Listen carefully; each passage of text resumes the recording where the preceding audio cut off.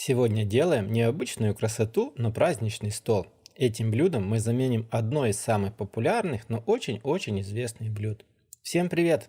Берем кастрюлю средних размеров, вливаем в нее 1,5 литра воды, в воду отправляем одно куриное филе, кастрюлю отправляем на плиту, накрываем крышкой и доводим до кипения. И после того, как вода в кастрюльке закипит, мы мясо проварим еще ровно 1 минуту. Затем достаем мясо из воды, и в кастрюле воду нужно будет сменить. После того, как вы сменили воду, в кастрюлю обратно отправляем наше мясо, что мы варили. Сразу же сюда нужно добавить 2 зубчика чеснока. Если они будут слишком большие, их можно разрезать пополам. И целую небольшую луковицу. Конечно же, уже не забываем добавить соль. Во время того, как все будет вариться, нужно будет еще немного добавлять соль, так, чтобы получилось все очень вкусным. Накрываем крышкой и варим мясо до полной готовности. Должен получиться очень вкусный и хороший бульон. Пока будет отвариваться бульон, я взял немножко замороженного зеленого горошка и немножко стручков спаржевой фасоли. Одну свежую морковку, и вот это все нужно будет отварить до готовности в другой кастрюле. И еще нам понадобится отварить 2-3 куриных яйца вкрутую.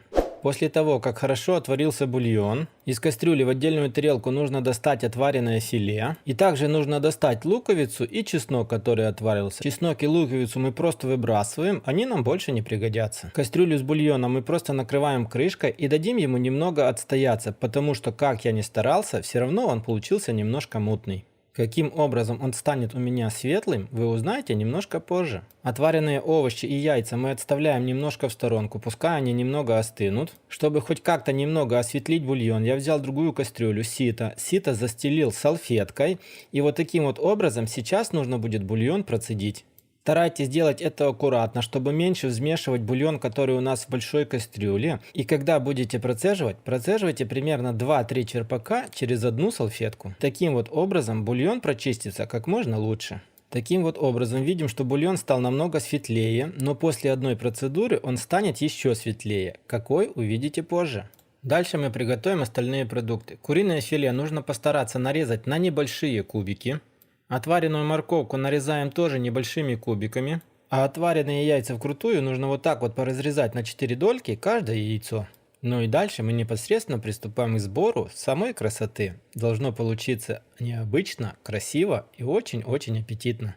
Берем любые силиконовые формы, которые у вас есть. У меня сегодня будут вот такие. Вначале в каждую форму нужно уложить небольшую веточку зелени, будь то петрушка или же укроп. Далее берем одну дольку яйца, стараемся сделать так аккуратно, чтобы желток не отвалился от белка, и вот таким вот образом аккуратно, так чтобы яйцо не перекрывало сильно зелень, укладываем в каждую форму. Далее в хаотичном порядке в каждую форму нужно уложить по несколько штук зеленого горошка и 1-2 стручка спаржевой фасоли.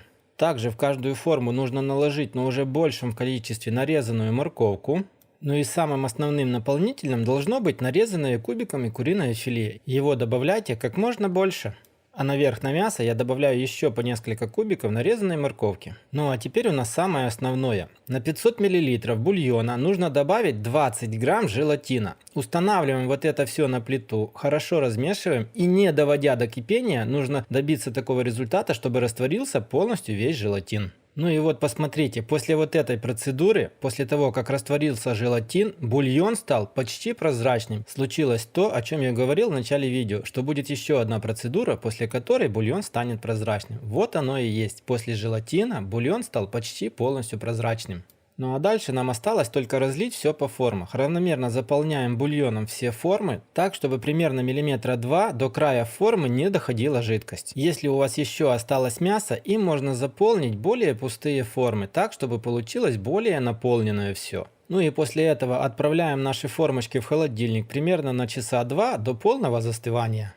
И после того, как все хорошо застыло, аккуратно извлекаем изделие из формы и смотрите, какая красота у нас получается. Ну что ж, друзья, вот такая вот красота получилась. Получилось старое, очень известное заливное из курицы, но в новом исполнении. Все получилось очень необычно и в то же время очень-очень красиво. На этом, друзья, у меня на сегодня все. Если вам понравилась такая импровизация, обязательно поставьте лайк, поделитесь видео с друзьями, подписывайтесь на канал и обязательно нажимайте на колокольчик, чтобы не пропускать новые ролики на канале Аппетитная кухня. Ну а мы с вами встретимся, как всегда, в этом же месте, но в новом ролике. Всем пока, всем до скорых встреч!